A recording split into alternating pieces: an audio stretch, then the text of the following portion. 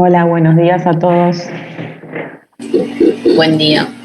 ¿Qué tal? Bueno, vamos a comenzar con la clase hoy. En primer lugar, les quería comentar que mandé un mail, supongo que lo habrán recibido. A ver, tengo a alguien en sala de espera. Supongo que habrán recibido el mail que les envié. En ese email van a ver, por un lado, que tienen ya disponibles las fechas de examen, el primer y segundo parcial, ¿sí? Las fechas del final todavía no está, porque esa fecha la define la facultad, no la defino yo, y eso lo define la facultad cuando estamos llegando al final del cuatrimestre, ¿sí? Con lo cual, el examen final, la fecha del examen final va a estar disponible hacia el final del cuatrimestre.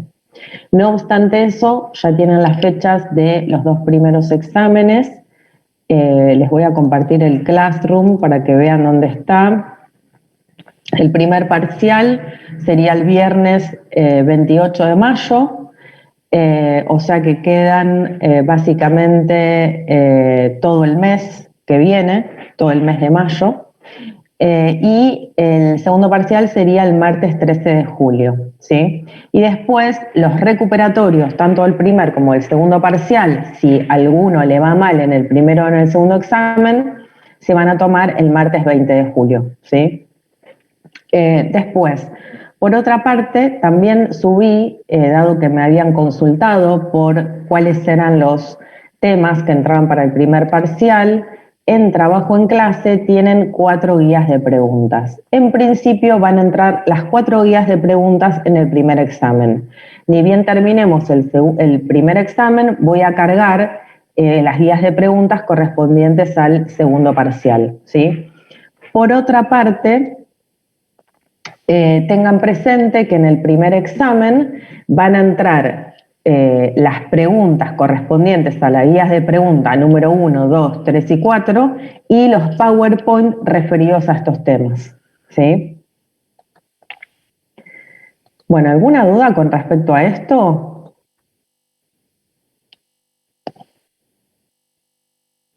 ¿No hay ninguna duda?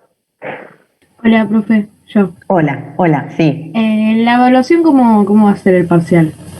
La evaluación yo la publiqué en el tablón de Classroom a comienzos de curso, donde dice acá, al principio, en una publicación que hice el 2 de abril, se presenta cómo es la modalidad de evaluación. Se ven rendir 2 instancias de evaluación formativa, que son los 2 primeros exámenes que les señalé que voy a tomar. La calificación de la evaluación formativa es cualitativa, eso significa que se va a poner aprobado o desaprobado. No obstante, yo les voy a poner un número indicativo de cómo les fue para que sepan, pero la nota es cualitativa, no es cuantitativa, del primer y segundo examen. Una vez que aprueban el primer y el segundo examen, se toma un examen final, el cual es obligatorio, y ese examen final va a estar constituido, se va a basar en los 2 primeros exámenes, en los temas de los 2 primeros exámenes, ¿sí? O sea, la evaluación final tiene una nota, va con una nota cuantitativa y se basa en todo lo visto en la materia a lo largo de la cursada, y va a contener los temas tanto del primer parcial como del segundo parcial. Como les decía hace un ratito, la fecha del examen final es establecida y publicada por la facultad, y en esa instancia la evaluación del examen final va a ser numérica y se aprueba con 4 o más, obviamente, ¿no? Perfecto, Luego, gracias. no, Una consulta más. sí. ¿Y se va a realizar por cuestionario de Google o por el campus? ¿Cómo va a ser eso? Sí, vamos a hacer, yo les voy a enviar un link el día del examen. Ustedes van a ver publicado acá, ven la presentación que estoy haciendo ahora, ven la pantalla. Sí. Sí. ¿Se ve? Bueno, el día del examen va a aparecer acá un anuncio con el link al examen.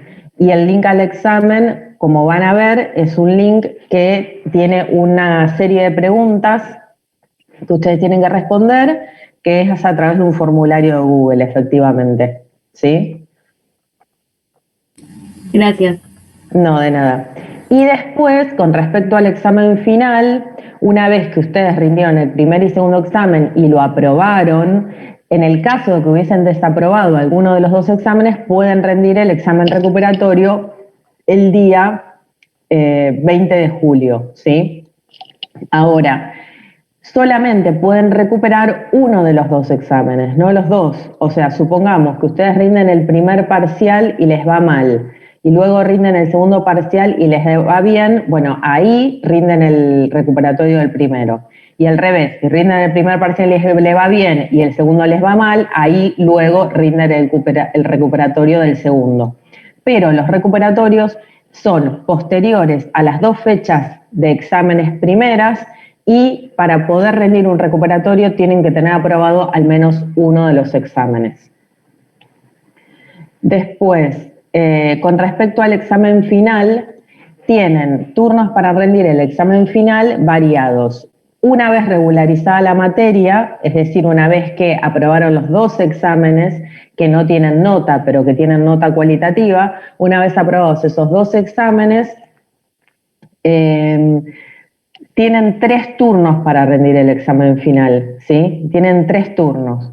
Entonces, en el caso de ustedes que están rindiendo en el primer cuatrimestre del 2021, pueden rendir el examen en el mes de julio, diciembre y o febrero, ¿sí?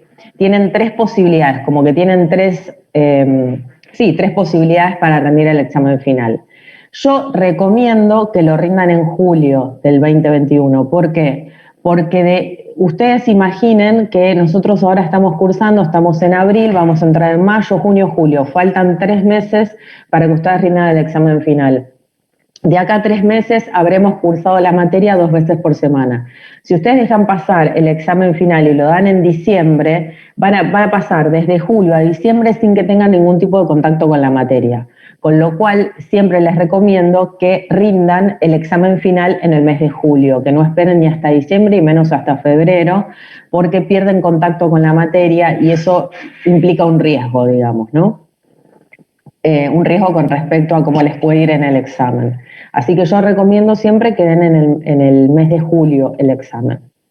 Bueno, el examen final. ¿Alguna otra duda?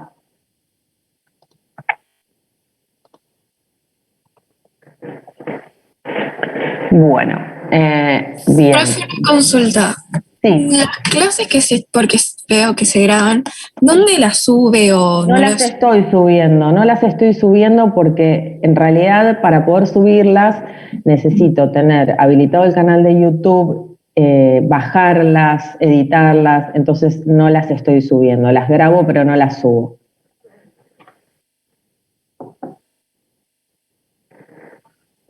¿Y hay alguna forma de ver? Porque yo tuve que faltar una clase, 2 clases en realidad, y las perdí, entonces quería saber si había alguna forma de verlas. Mira, sí. Hola, espere que desactivo esto. Perdón que me meta. Hay un chico que las grabó las clases y las pasó por el grupo también. Tiene un canal de YouTube. No sé si estás en el grupo. La chica preguntó. Sí. No me había dado cuenta, pero bueno, después me fui. Bueno, sí. Un chico que se llama Chino, era. Tiene WhatsApp. Después cualquier cosa te marco un mensaje y te paso el link que en el grupo. No sé si te acordás. Perfecto. Bueno, ahí está la respuesta. Gracias, Mariano. De nada. Bueno, ¿alguna otra cuestión? ¿Alguna otra duda? Bueno, después por otra parte la idea es que puedan asistir a las clases, ¿sí? O sea, la idea es que vengan y aprovechen la clase, ¿está bien? Entonces me parece importante que tengamos esta instancia para poder compartir la materia, ¿sí?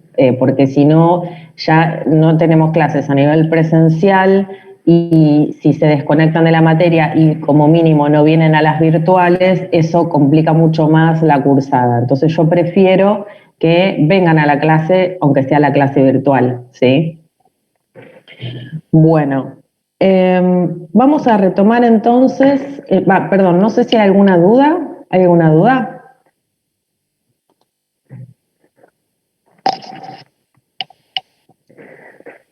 Bien. No, profe. Bueno, entonces voy a volver a compartir el PowerPoint que teníamos para ver desde la clase pasada. Bueno, en primer lugar, nosotros habíamos, la clase pasada, empezado a abordar el problema de la objetividad.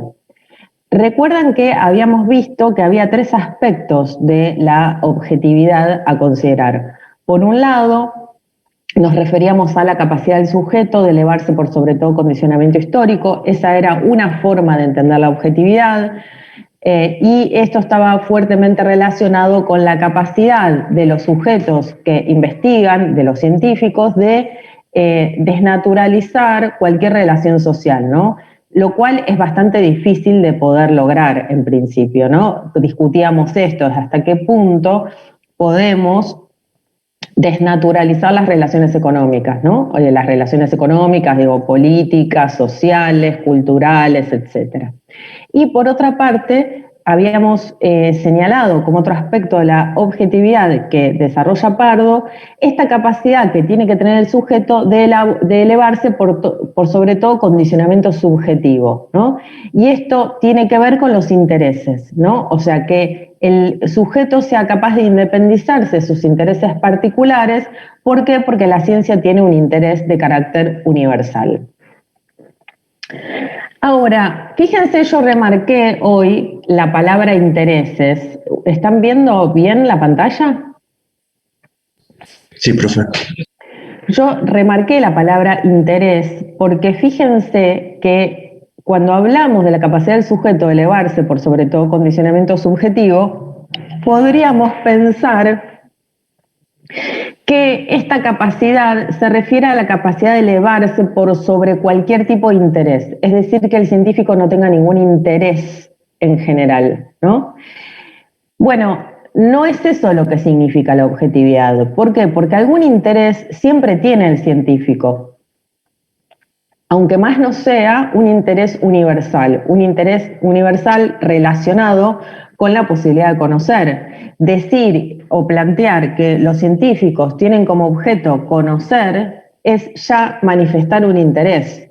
Con lo cual, no es que no hay intereses en la ciencia, siempre hay un interés en toda actividad humana. El punto es que se plantea que para que la ciencia sea objetiva tiene que perseguir un interés de carácter universal.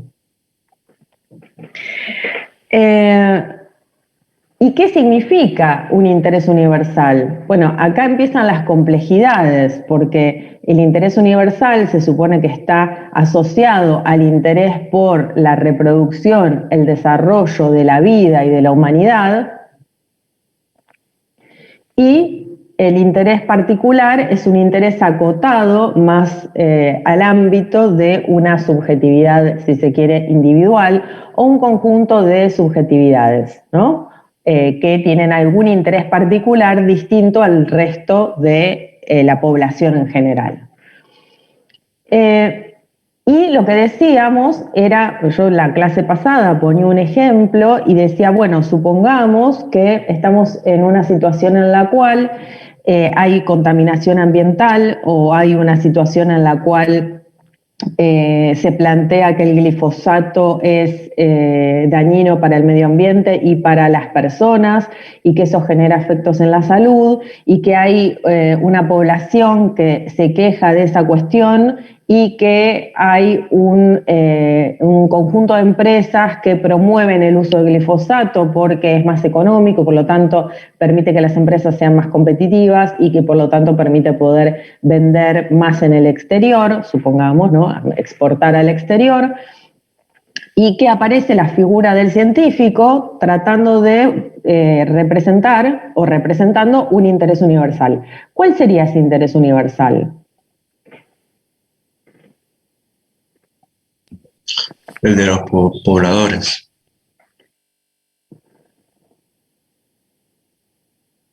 ¿Comparte el resto? Profe, ¿no sería saber si el glifosato realmente contamina? Exacto. El punto es saber si el glifosato realmente contamina. Un científico tiene que ser capaz de ver eso. ¿Por qué? Porque es engañosa la idea de que el interés universal está asociado al interés de un conjunto o de un grupo poblacional. ¿Por qué? Porque si se comprueba que el glifosato no es agresivo para la salud y se lo prohíbe, como sostiene el pueblo o como quiere el pueblo, ¿se está representando los intereses del pueblo por más que eso sea lo que quiere el pueblo? Digo, si el pueblo busca que se prohíba el uso del glifosato, ¿sí? Pero el glifosato se prueba que no es dañino para la población y se lo prohíbe igual. ¿Eso representa esa situación, prohibir el glifosato, un bienestar para la población? No, porque si realmente no hace nada, estaría perdiendo algunos puestos de trabajo, por lo que hablamos del interés de la empresa. Exactamente, podría estar pasando que ese sector de la población que reclama esta situación de salud, una situación agresiva contra la salud por el uso del glifosato, si se prohíbe, siendo inocuo, puede perjudicar a la población. Con lo cual, el interés universal no es el interés de lo que quiere la mayoría, sino que es el interés de lo que le hace efectivamente bien a la mayoría, que no necesariamente va a coincidir con lo que solicita la mayoría, ¿no? O sea, no necesariamente, a veces sí, a veces no. Tampoco quiero cristalizar esto y decir nunca el interés de la población es lo que le hace bien a la población. Podría ser que a su vez el pueblo tenga razón en cuanto a este planteo que hace respecto de la agresión que genera o la insalubridad que implica el uso del glifosato, ¿no? Entonces, la ciencia tiene un interés universal. Ese interés universal es un interés que beneficia a toda la humanidad, pero se basa en la búsqueda de la verdad, ¿no? Y esa búsqueda de la verdad tiene que ser puesta al servicio del interés general, ¿sí? Lo cual no significa que las opiniones del pueblo sean verdaderas. ¿Se entiende esa diferencia, no? No significa que las opiniones de un sector del pueblo sean siempre verdaderas. Bueno, decíamos entonces que podíamos pensar en una especie de conflicto tripartito, ¿no? O sea, hay un conflicto que está constituido por tres partes. Una parte que dice A, otra parte que dice B y otra parte que está en el medio de las dos que no representa un interés particular más que el interés de la verdad. Ahora, ¿qué problema tenemos? Decíamos, bueno, parecería ser entonces que la ciencia está al lado de la verdad y que después, por otra parte, están los intereses particulares, los intereses del pueblo o de un sector del pueblo y los intereses de otro sector del pueblo o de otro, si no queremos llamar pueblo a los empresarios, un sector que representa a los empresarios, un sector que representa a los trabajadores, digamos, pongámoslo así, unos que sostienen que hay que prohibir el glifosato y otros que sostienen que hay que seguir promoviéndolo y que sería un grave perjuicio dejar de usarlo en términos económicos, ¿no? Y los otros sostienen no, lo contrario, que sería un grave perjuicio para la salud y también económico porque la salud que es afectada es la salud de los trabajadores y por lo tanto menos trabajadores implica, digamos, menos fuerza de trabajo disponible y por lo tanto eso afecta a la economía, podríamos plantearlo en esos términos también, y por lo tanto el pueblo sostiene que el glifosato hay que prohibirlo al tiempo que la empresa sostiene que hay que promoverlo. Bueno, la ciencia lo que tiene que hacer es buscar dónde está la verdad en cuanto al rol, o más que al rol, en cuanto a la a la capacidad de daño o no que puede tener el glifosato. Bueno. Entonces, fíjense que parecería entonces ser que están los intereses particulares de un lado, ya sea a favor o en contra de algo, y el interés de la ciencia que se supone que es universal y demás, ¿no? Ahora, el problema es que la actividad científica está atravesada por intereses, ¿no? Porque lo que va a suceder es que empresas multinacionales empiezan a financiar a la ciencia, el Estado también, es decir, hay empresas que financian el desarrollo científico, ¿no?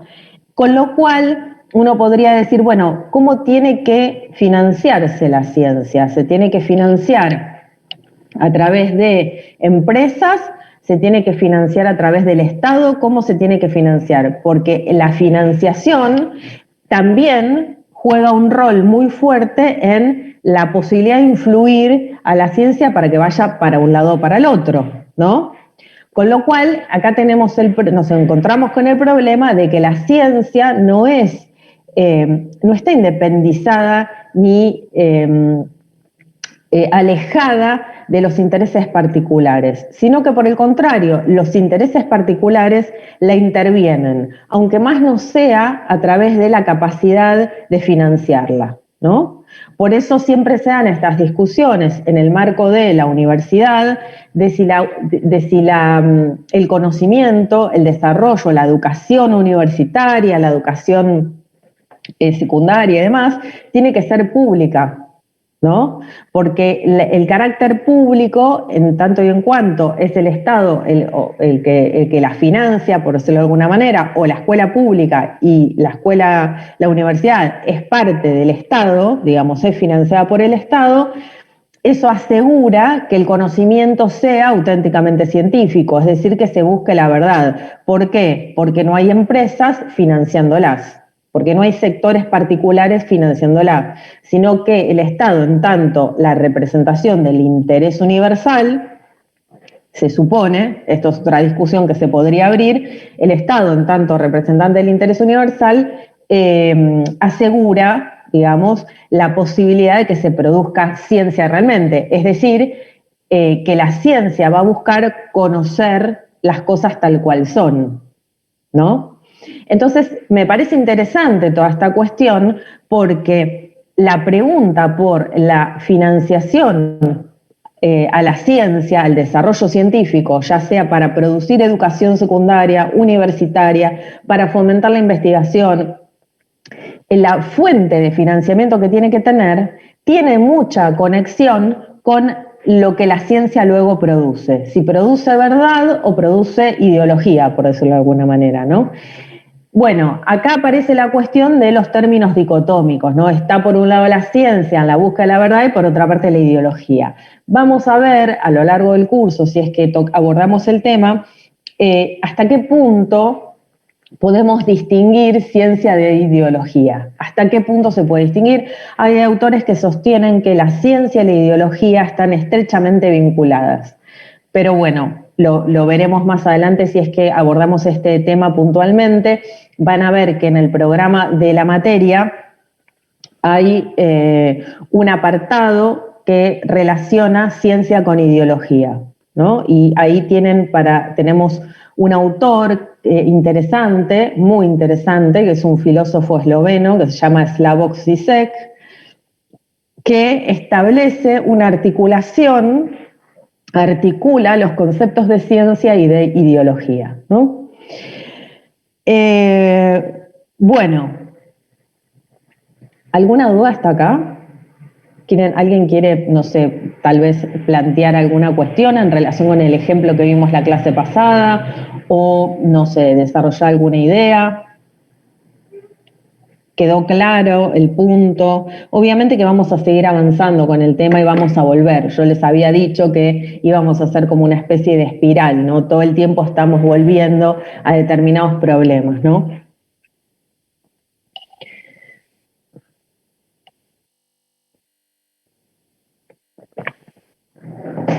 Bueno, seguimos avanzando, entonces, ¿les parece? Dale. Sí, profe.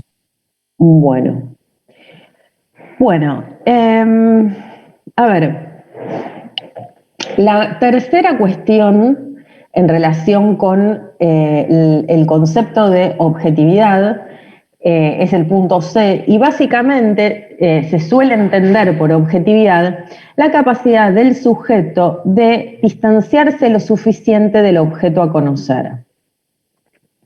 ¿Qué significa esta idea de distancia? Bueno, justamente la idea de que ese objeto que yo conozco no se vea contaminado, por decirlo de alguna manera, entre comillas, por mi propia subjetividad, ¿no? Porque podría pasar que cuando yo estoy intentando conocer ese objeto, en la medida en que yo busco conocerlo, lo esté transformando. Ustedes saben que a partir del siglo XVI, XVII, surge, se desarrolla en el marco de la ciencia y con el surgimiento del sistema capitalista, se desarrolla muy fuertemente el método experimental, es decir, la posibilidad de realizar experimentos en lo real mismo, sobre todo en las ciencias naturales, en el marco de las ciencias naturales, primeramente. Se plantea esta cuestión de realizar experimentos científicos. Bueno, a ver, ¿qué podemos entender por distancia entre sujeto y objeto? Bueno, para poder pensar esta cuestión de la distancia entre sujeto y objeto, vamos a mostrar lo contrario de alguna manera. Vamos a mostrar hasta qué punto sujeto y objeto se encuentran muy intrincados, muy relacionados, muy cercanos, de forma tal que esta pretensión de objetividad, en el sentido de buscar tomar distancia suficiente respecto del objeto a conocer, lo cual permite ese distanciamiento, un conocimiento más verdadero, si se quiere, o lograr un conocimiento verdadero, es realmente un problema. Y para mostrar que esa distancia entre sujeto y objeto es muy problemática, vamos a ver un ejemplo que se desarrolla en el marco de las ciencias naturales, no de las ciencias sociales, porque en el marco de las ciencias sociales el problema parece más evidente, ¿no? Porque en el marco de las ciencias sociales, ¿qué estudian los científicos sociales? La sociedad. La sociedad. ¿Y dónde están parados los científicos sociales para estudiar esa sociedad? ¿Están lo suficientemente En la sociedad. lejos? Están adentro de la sociedad. O sea que fíjense que en el marco de las ciencias sociales, los científicos sociales que estudian la sociedad, por decirlo de alguna manera, en algunos de sus aspectos, político, económico, social, cultural, etcétera, están adentro de eso que estudian. O sea que ahí no hay la posibilidad de diferenciar tan claramente sujeto de objeto. ¿Por qué? Porque el sujeto que investiga está dentro de su propio objeto de investigación. Entonces ahí no hay distancia posible, ¿no? Ahora, uno podría decir, bueno, no, pero la distancia se refiere no a una distancia física, sino a una distancia de otra naturaleza que tiene que ver con la posibilidad de independizarse de los intereses particulares. Bueno, ahí nos vamos de nuevo a la pretensión de objetividad entendida como la capacidad del sujeto de elevarse por sobre todo interés, ¿no? Particular. Acá la distancia a la que se refiere, en principio la vamos a pensar en términos físicos, pero la vamos a pensar también en el siguiente sentido. En el sentido de que el sujeto tiene que estar lo suficientemente alejado de su objeto para que cuando busca conocerlo, lo deje inalterado, es decir, no lo convierta en otra cosa. Porque podría suceder que en el propio acto de conocer, el objeto que conozco se vea transformado, ¿no? Un ejemplo concreto es, supongamos que queremos estudiar las mariposas, ¿no? Entonces queremos estudiar las mariposas y queremos estudiar la estructura interna de las mariposas. Bueno, para poder estudiar la estructura interna de las mariposas, seguramente las tengamos que disecar o tengamos que matarlas o aplastarlas. Pero al aplastarlas dejamos de conocerlas tal cual son, ya no podemos conocer esa estructura interna. Entonces esto parece significar que el propio acto de intentar conocer convierte al objeto en otra cosa diferente a lo que era y por lo tanto ya no conocemos al objeto tal cual es, sino que conocemos al objeto tal y como puede ser conocido por nosotros en nuestro proceso de experimentar cómo las cosas son, ¿no? ¿Se entiende el punto? Bueno, acá se me ocurrió un ejemplo que es muy interesante porque fíjense que si queremos estudiar efectivamente una mariposa, la tenemos que transformar de alguna manera, ¿no? La tenemos que alterar de algún modo. Si la disecamos, si la aplastamos, si la, no sé, si la agarramos con una pinza, ya estamos alterando algo de eso, ¿no? Y por lo tanto la pregunta es, ¿entonces lo conocemos tal y como es? ¿O lo conocemos transformado por nosotros? ¿O lo conocemos tal y como es transformado por nosotros? Bueno, ¿se entiende el punto?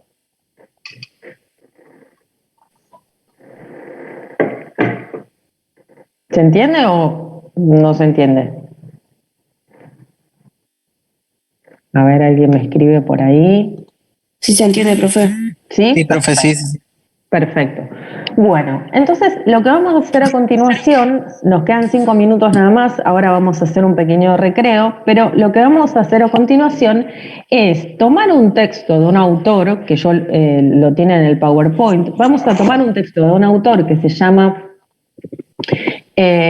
Hasayan o Hasian, no sé cómo se pronuncia sinceramente, este texto es un texto del año 2004 que estudia la historia de la física y de la metafísica del espacio y del tiempo. Es un libro muy interesante, yo se los recomiendo. Si alguno lo quiere, me lo pide, creo que lo tengo en PDF. Creo que lo tengo en PDF o lo tengo en Kindle seguro, pero vemos si lo podemos conseguir en PDF. Es un libro muy didáctico que explica muy simple la historia de la física y de la metafísica, ¿no? Relativas al espacio y el tiempo en particular.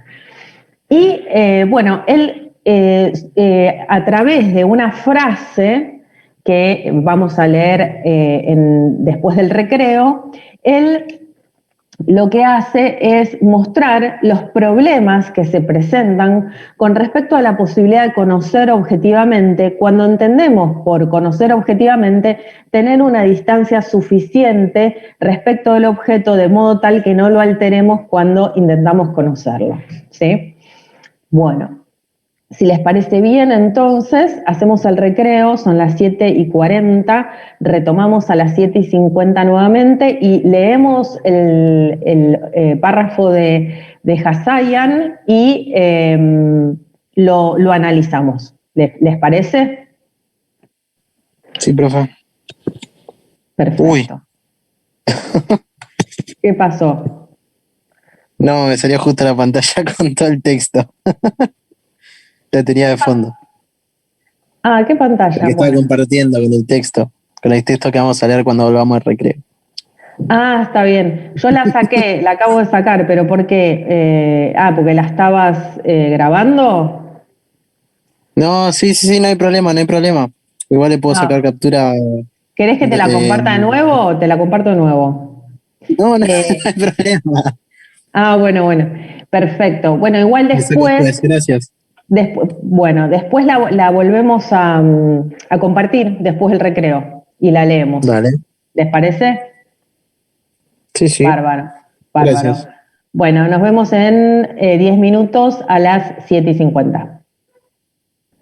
Bueno, nos vemos. Bueno, un beso, hasta luego.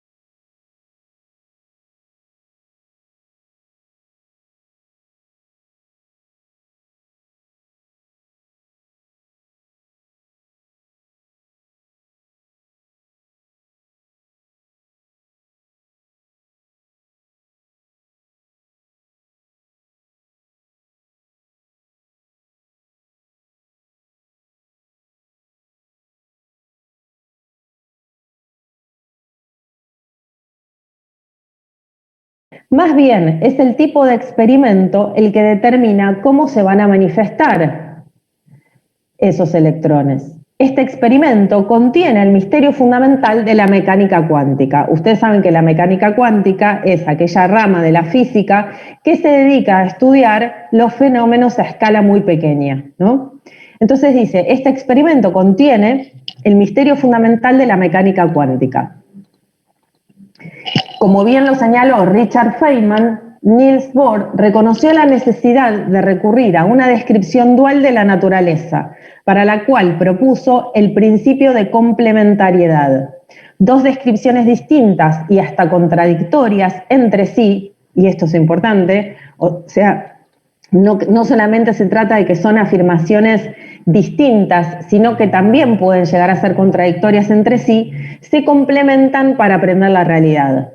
Pero el punto esencial en el que insistió Bohr es que el acto de observar la realidad, esto me parece fundamental, el acto de observar la realidad influye en cuál de esos aspectos se manifestará. De modo tal que al captar uno de los aspectos debemos renunciar al otro. Si vemos al electrón como onda, excluimos toda posibilidad de percibirlo como partícula y viceversa, ¿no?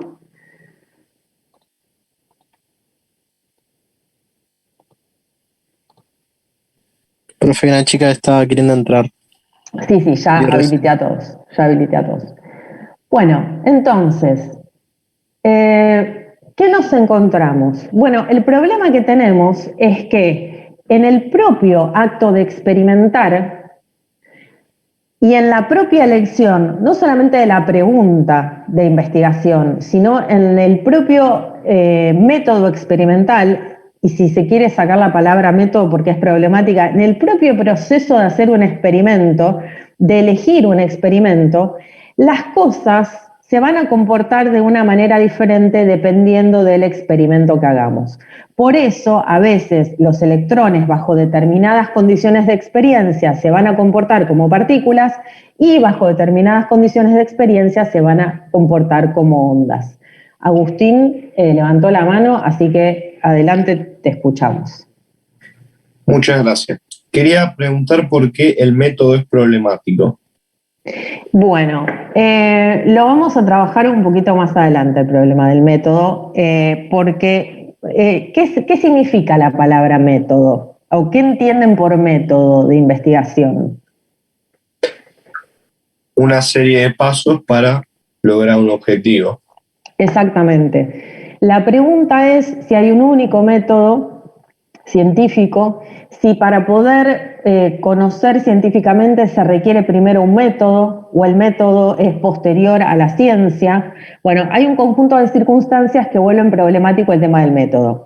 En principio planteo dos problemas y lo corto acá para en todo caso retomarlo después porque nos desviamos del problema de la objetividad, si no. Pero el método, ¿es uno o hay muchos? Si hay muchos y no hay uno, ¿entre cuáles elegimos? ¿Tenemos que elegir uno o podemos usar cualquiera? Si usamos cualquiera, ¿vamos a llegar a distintos resultados o a los mismos resultados? Varios problemas ahí. Y después, para poder conocer, ¿primero tenemos que tener un método o no necesitamos tener un método para poder conocer? ¿Podemos conocer sin tener un método? ¿Sí? Esas son dos preguntas problemáticas. Pero bueno, después las vamos a trabajar. Me interesa que nos enfoquemos... Gracias. No, de nada. Me interesa que nos enfoquemos en la cuestión de la objetividad. Fíjense, lo que está planteando este autor es que, dependiendo del experimento que hagamos, vamos a ver el objeto que queremos ver de una manera o de otra. Lo vamos a ver comportándose de una forma o de otra. ¿Alguien más levantó la mano? Mari, me pasan el link, por favor. Y Ignacio, que quería decir algo. Acá Mari Medina pregunta si hay grupo de WhatsApp. Bien. Bueno, entonces, sigo leyendo un poquito más. En el mundo cuántico, si decidimos medir con gran precisión la posición en el espacio de un electrón, tendremos necesariamente que alterar su impulso, y esto será a costa de perder la precisión con la que podemos determinar sus propiedades dinámicas. Del mismo modo, un experimento diseñado para determinar con gran precisión el impulso de un electrón afectará su posición y no permitirá saber con exactitud dónde se encuentra. ¿Tienen entonces la posición y el impulso existencias objetivas independientes de un observador? Tal parece que como observadores tenemos la posibilidad de influir sobre la realidad objetiva. Esto me parece también algo importante, como idea lo resalto. Tal parece que como observadores tenemos la posibilidad de influir sobre la realidad objetiva. Esta aparente paradoja es fundamental en mecánica cuántica y volveremos sobre ella más adelante.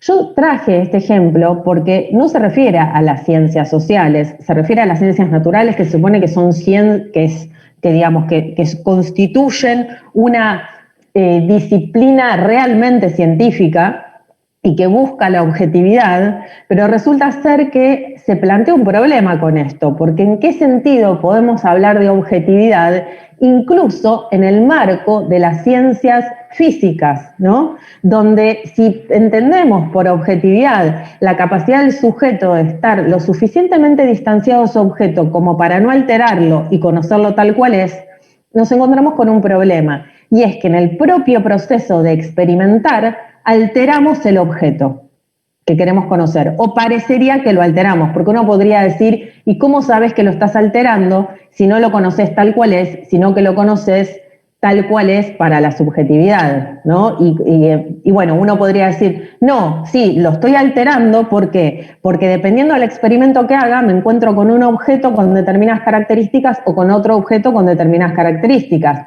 Si hago un determinado experimento, me doy cuenta que los electrones se comportan como ondas. Si hago otro determinado experimento diferente, los electrones se comportan como partículas. Entonces parecería ser que las condiciones de experimentación influyen sobre el objeto que quiero conocer. Bueno, ahí alguien escribió en el chat. Bien. ¿Alguna pregunta hasta acá? Sí, profe. Sí. Más que una pregunta, una sugerencia. En la guía esa, que había la guía 1, yo la hice y respondí en la pregunta 2, que era debatir el concepto de objetividad de esa frase. Y yo lo separé en 3 puntos. Sí. Primero, que si decimos que eso no es objetivo, eso haría que ese aspecto de la física, o toda la física, sea considerada vulnerable a ser excluida de la categoría de ciencia. Si entendemos por ciencia que tiene que ser objetiva como un requisito de la ciencia, sí. Claro. Después, el otro punto era que el concepto de objetividad de Pardo implica la absoluta prescindibilidad del sujeto en el proceso cognoscitivo mismo. De esa afirmación podemos derivar que aquella prescindibilidad del sujeto refiere que quien investiga renuncia a aplicar sus opiniones o pensamientos en aquello investigado. Lo que explica Hassian de los átomos y sus cambios es algo que no es provocado intencionalmente por el sujeto, debido a sus opiniones o formas de ver la ciencia, sino que sucede por la propia naturaleza. Por la propia naturaleza del conocimiento, podríamos decir. Claro, ¿no? exacto. Muy bien, sí. Está muy bien lo que desarrollaste. Vos me querías hacer una sugerencia, sí. Y el último punto era que la física y las ciencias naturales en general no disponen de la misma metodología que las ciencias sociales. Entonces, afirmar que como observadores tenemos la posibilidad de influir sobre la realidad objetiva, como dice Hassian, suele ser bastante ambiguo porque no todas las materias se aplican ese análisis. Por ejemplo, si somos estadistas y realizamos una encuesta, los valores que se nos muestran son totalmente objetivos. Es una realidad indiscutible que no puede ser modificada por nosotros. Bueno, a ver. Primero, nosotros estamos viendo lo que plantea Hassian en el marco de las ciencias físicas, ¿sí? Ahí trataría de separar, en principio, ciencias naturales de ciencias sociales, ¿sí? Primero, el ejemplo que estamos viendo en el caso de Hassian es sobre las ciencias físicas, Y lo que plantea es muy concreto. Él dice, ante distintos experimentos sobre un mismo objeto, el objeto se muestra diferente. ¿Está bien? Quiere decir que tenemos en el marco del proceso de conocimiento, evidentemente, cierta capacidad para influir la realidad en el propio proceso de conocer. Pero entonces, si eso es así, tenemos un problema, como vos bien decís, porque si nosotros como científicos queremos conocer las cosas tal cual son y al intentar conocerlas las alteramos, el problema que tenemos es que dejamos de conocerlas tal cual son. ¿Sí? Entonces ya no las estaríamos conociendo tal cual son, sino que las conocemos tal y como son a través de nuestros experimentos, de nuestra experiencia. ¿Sí? Ese es un problema que se plantea en el marco de la física. Ahora, vos ponés otro ejemplo y decís, en el caso de las ciencias sociales, un científico social que vaya a hacer una encuesta, se van a encontrar con un resultado de esa encuesta y ese resultado es independiente de la voluntad de la persona que encuesta. ¿Está bien lo que estoy diciendo? ¿Estás queriendo decir eso? ¿Sí? Sí, sí. ¿Sí? Bien. Ahora, fíjate que ahí hay una cuestión muy sutil. Y esto suele suceder en las encuestas. Hace un tiempo me pasó, yo tuve que hacer una especie de encuesta, no tenía que ver con una cuestión estadística, pero tenía que hacer una encuesta y me di cuenta que dependiendo cómo preguntara, iba a recibir una respuesta diferente. Y el resultado de mi análisis iba a ser diferente, ¿no? Con lo cual, el tipo de pregunta que haces te modifica o te determina, por decirlo de alguna manera, o influye, más que te determina, influye en el resultado o en la respuesta. ¿Se entiende?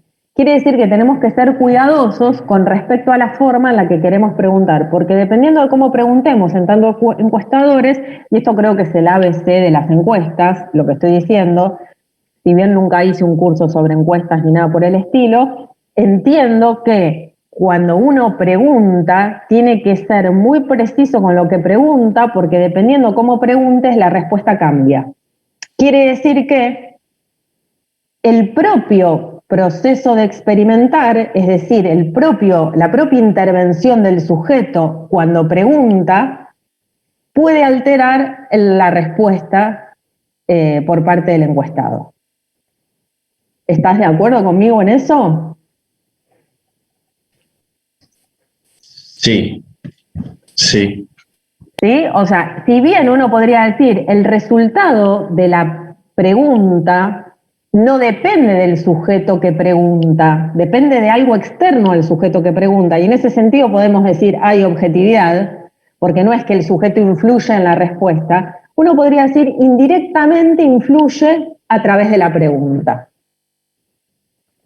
Indirectamente influye a través de la pregunta. En el periodismo esto es como también el ABC del periodismo, donde la pregunta del periodista de alguna manera encuadra, contextualiza, enmarca, a veces suele ser una trampa la propia pregunta, porque la pregunta de alguna manera te influye en la respuesta que vos podés dar, te determina, te influye, te encuadra la respuesta que vos podés dar, ¿no? Entonces, de nuevo, ahí vemos también un ejemplo de cómo el propio proceso o acción que desarrolla la propia subjetividad que quiere conocer influye en el resultado de su investigación.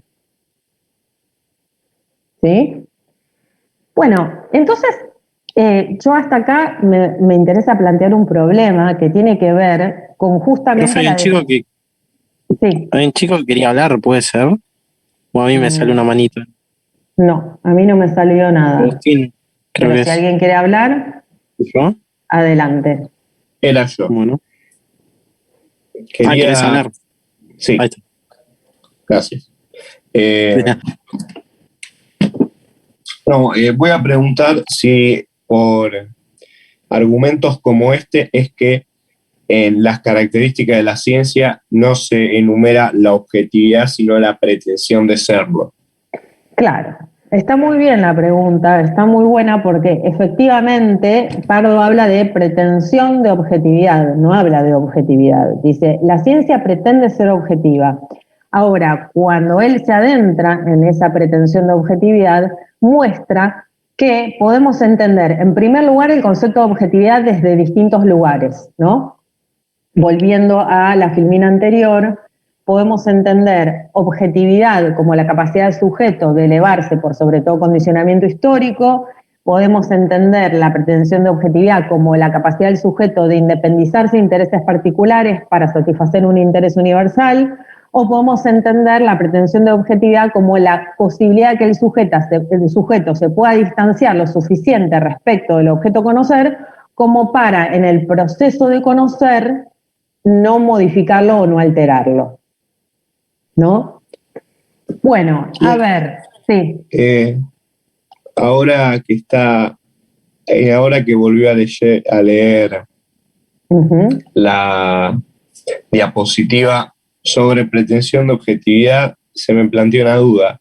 Sí. En la A dice la capacidad del sujeto de elevarse por sobre todo condicionamiento histórico. Para saber si entendí, Pardo, con lo que se está refiriendo a esto, podría ser, por ejemplo, alguna cuestión religiosa personal. Por ejemplo, podría ser eso. También podría ser, vamos a poner otro ejemplo. Les voy a poner otro ejemplo. Cuando Galileo Galilei estudia el movimiento de las esferas celestes y estudia astronomía, se encuentra con un determinado saber científico de la época. Ese saber científico planteaba que la Tierra era el centro del universo, o sea que predominaba una teoría geocéntrica, ¿no? La pregunta es, ¿hasta qué punto, y si podemos hacerlo siempre, todo el tiempo, básicamente, hasta qué punto podemos independizarnos de esos conocimientos, ¿no? Porque en el caso de Galileo Galilei, él descubre que en realidad la Tierra no es el centro de nada, sino que al revés, que la Tierra gira alrededor de otra esfera, que es el Sol, y que a su vez el Sol tampoco es el centro de nada, porque está dentro de una galaxia, que a su vez está en el universo, entre múltiples y millones de galaxias, ¿no? Con lo cual no hay centro, digamos, ¿no? O sea, de alguna manera se descubre que no hay centro y que nosotros tampoco somos el centro.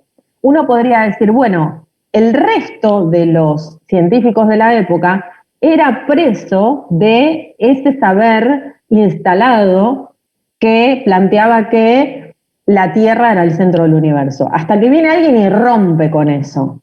Ahora, la pregunta es, ¿hasta qué punto se puede romper del todo y todo el tiempo esta cuestión de sobreponerse a todo condicionamiento histórico? Porque fíjense que acá se habla de la capacidad del sujeto de elevarse por sobre todo condicionamiento histórico. Es mucho decir sobre todo. Una cosa es decir, bueno, que podamos elevarnos en determinadas ocasiones y bajo determinado contexto y situación sobre el conocimiento de la época, seguro que lo podemos hacer porque de hecho vemos que los grandes filósofos, los grandes científicos lo han hecho. Han sido capaces de marcar una ruptura con respecto al conocimiento previo y probar que eso que decían era cierto, ¿no? A través de un razonamiento lógico y a través de la experiencia. A través de experimentos probaron que lo que decían era, por más que era antiintuitivo y iba en contra de lo que planteaba la época, se sobreponen a ese condicionamiento y lo superan,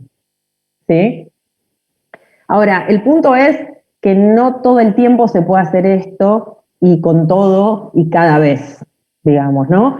Y esto tiene que ver con el hecho de que los seres sociales estamos todo el tiempo naturalizando, es decir, actuando con respecto a nuestro entorno como si fuera algo natural, ¿no? Como si fuera algo que siempre existió y que siempre va a existir, en ese sentido, digamos, como algo natural, como algo que está ahí y que siempre estuvo, que está y que siempre va a estar, digamos.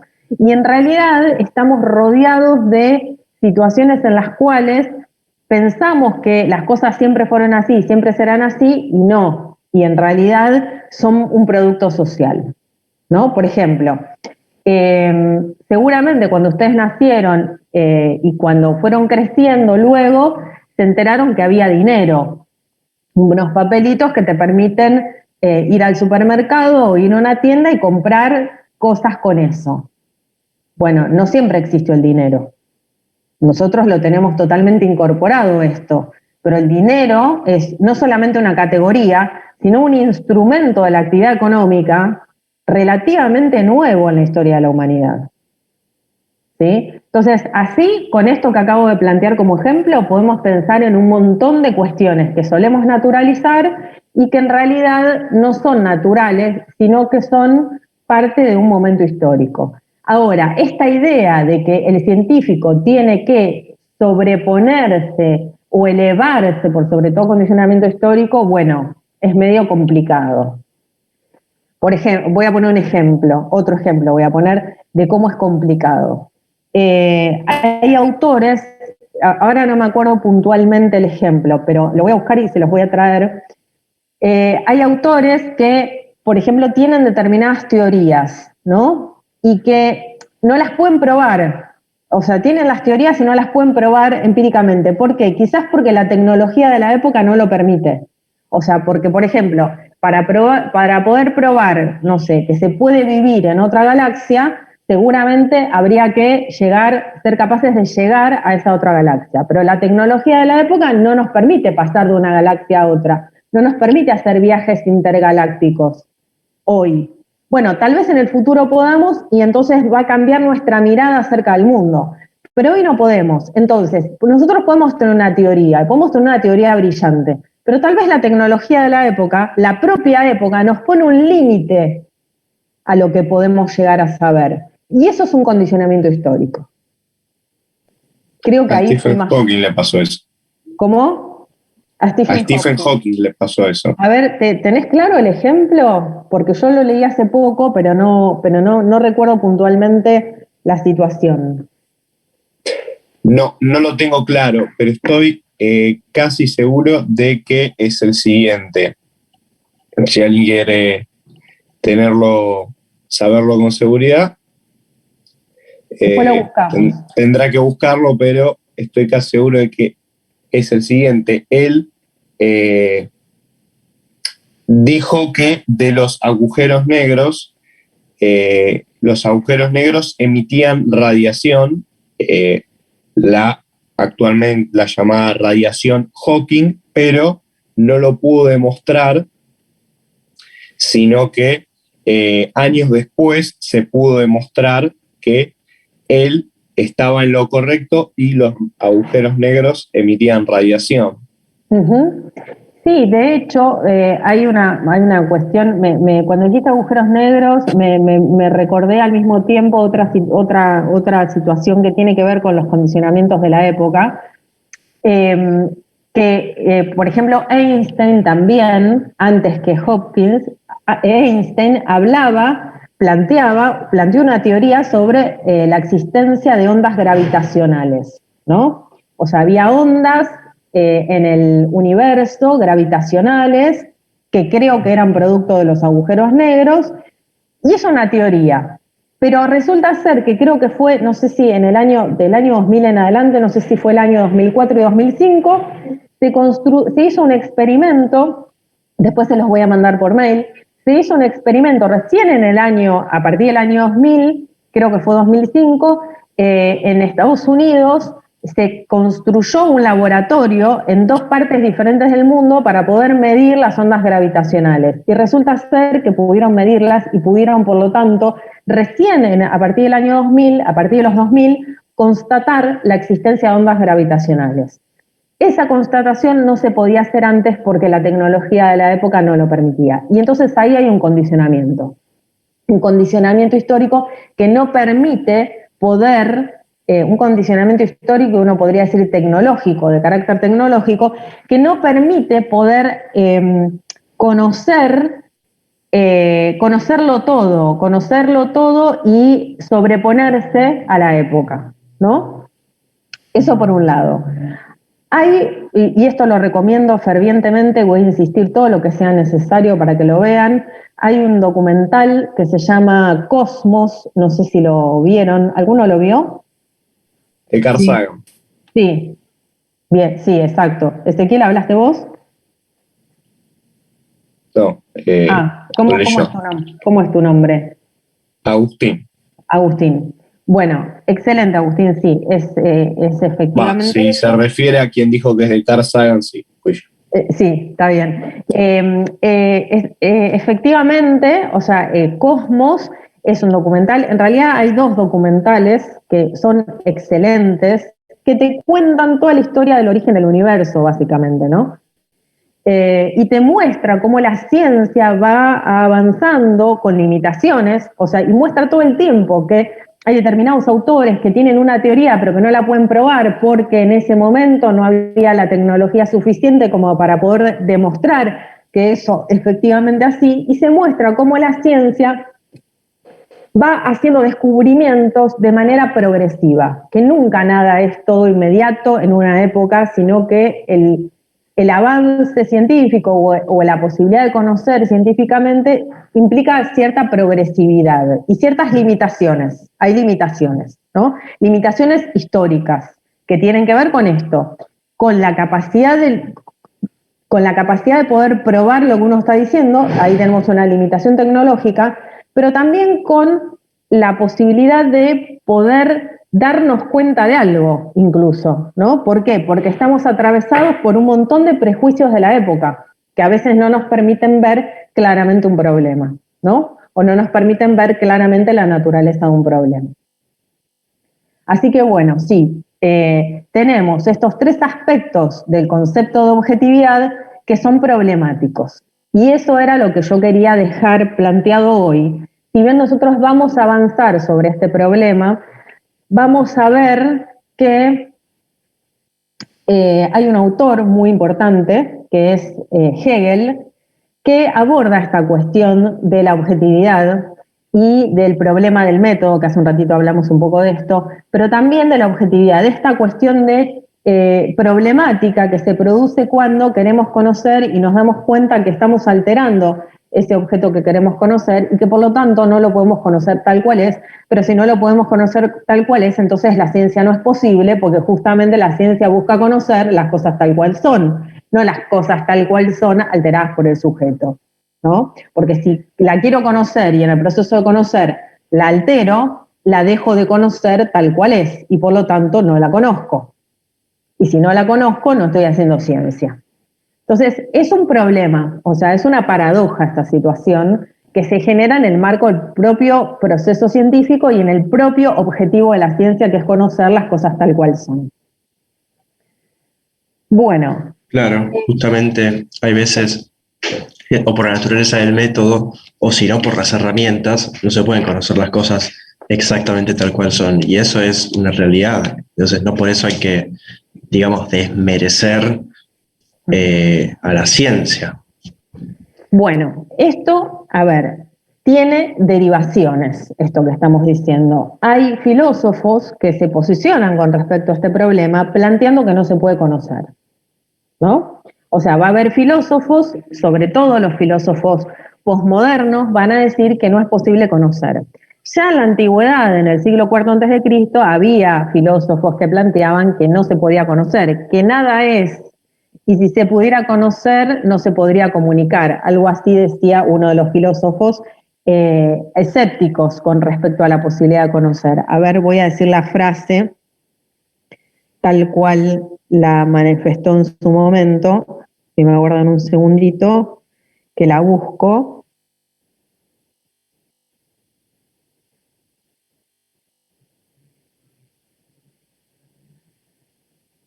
Creo que decía algo así: nada es, y si fuera no se podría conocer, y si se pudiese conocer no se podría comunicar, ¿no? Gorgias decía esto. Acá a ver si les leo exactamente lo que dice.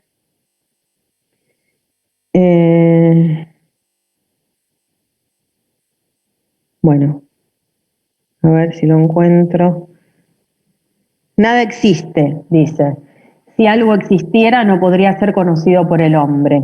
Y si algo existente pudiese ser conocido, sería imposible de expresarlo con el lenguaje a otro hombre, o sea, sería imposible de comunicar. Bueno, esto es una postura filosófica sobre este problema. Parecería ser que entonces no se puede conocer y por lo tanto, si no se puede conocer, no se puede hacer ciencia. Es una posición filosófica esa.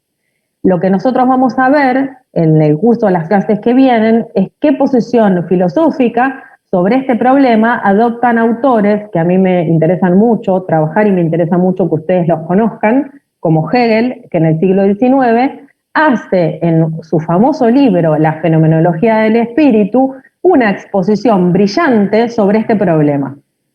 Y lo que va a mostrar básicamente, lo que va a intentar plantear, es que esta cuestión de la imposibilidad de conocer las cosas tal cual son, porque las alteramos cuando las intentamos conocer, tiene en su propio marco teórico, por decirlo de alguna manera, en su propio seno, una serie de supuestos, ¿no? Una serie de supuestos que no nos damos cuenta que estamos haciendo y que tenemos que empezar por cuestionar.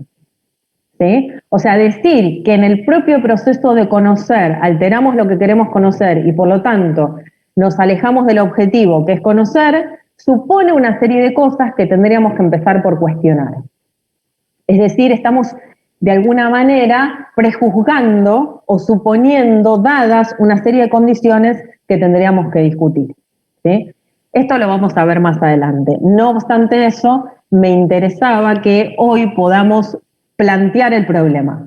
¿Cuál es el problema que tenemos? Tenemos un problema con la cuestión de la pretensión de objetividad.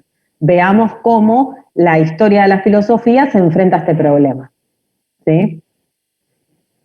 Bueno, la clase que viene,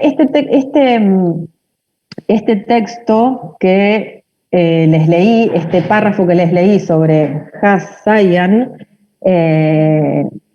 es del libro Física y Metafísica, el espacio y el tiempo, y después tengo otro párrafo para que veamos, pero es de un filósofo del siglo XVIII. Este autor es un autor más moderno, más de la posmodernidad, digamos, del año 2004, y este autor es un filósofo del siglo XVIII muy importante, que también hace una referencia al problema de la objetividad, ¿sí? Bueno, la clase que viene vamos a retomar este autor, a Kant, y vamos a seguir avanzando con las próximas presentaciones. Una pequeña aclaración, en el examen también entran los PowerPoint, ¿sí? Como parte del examen. Es decir, pueden llegar a aparecer preguntas relativas a las clases que estamos desarrollando en estos encuentros, ¿sí? Bueno, si les parece entonces nos vemos la clase que viene. Profe, Sí, profe. Sí. ¿te podría quedar una vez terminada la clase que le quiere decir algo? Que se corta, ese es el problema. Ok. Quedan 2 minutos, pero lo que podemos hacer es me mandan un mail y me consultan lo que necesitan. ¿Te parece? Perfecto, gracias. ¿Sí? De todas formas, si en algún momento se necesita una clase adicional, vemos de hacerla también, de repaso, de preguntas. ¿Sí? Eso también lo podemos hacer. Lo organizamos y lo hacemos. ¿Sí? Ok. Bueno, entonces nos vemos la clase que viene. Chao, profe, buena semana. Ok, profe, chao. Buena semana para todos. Buena semana. Chau.